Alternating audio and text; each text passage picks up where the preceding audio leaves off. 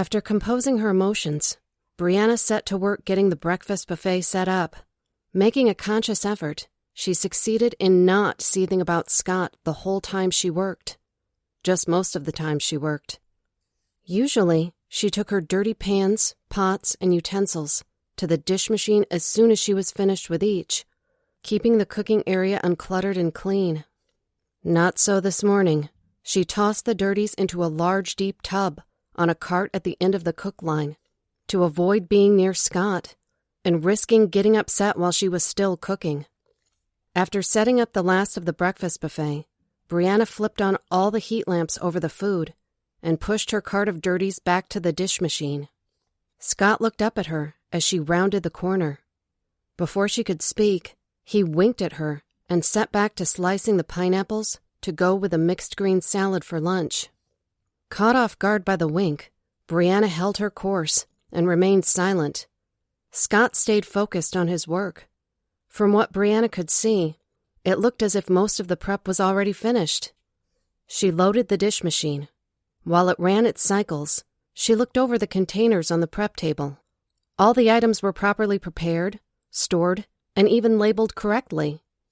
After loading her last load of dirties into the machine, Brianna pushed her empty cart to Scott.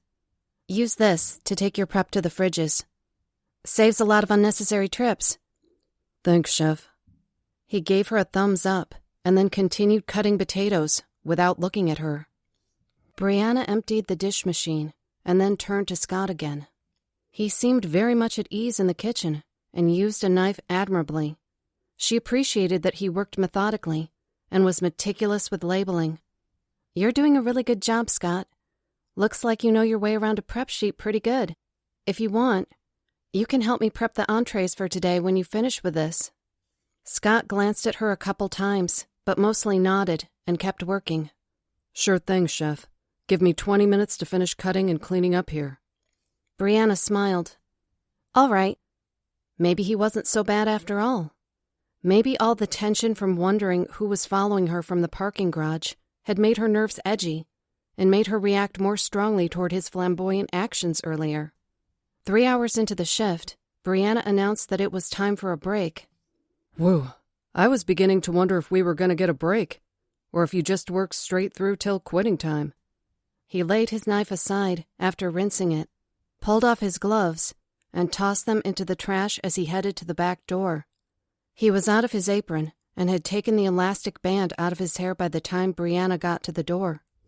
"This is one of our 15-minute breaks. We'll get another after we take lunch, which is 30 minutes. "Whoa, we actually get a 30? "Yes. Otherwise, I wouldn't have just said you would get it." Brianna laughed. "First kitchen I've ever worked in that actually gives a 30 then. They all talk a good game, but..." He gave a dramatic shrug.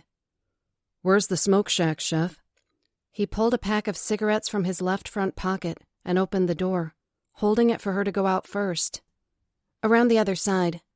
She stepped outside and pointed to the right. "All the way down there and around the corner of the building."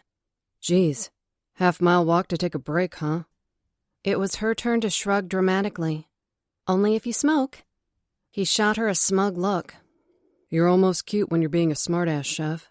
He turned and started trotting down to the corner before she could respond.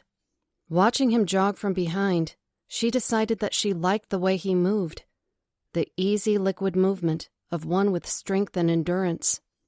The way his chef pants hugged his ass was a definite plus, as was the way his shirt showed off the muscles in his upper back and arms.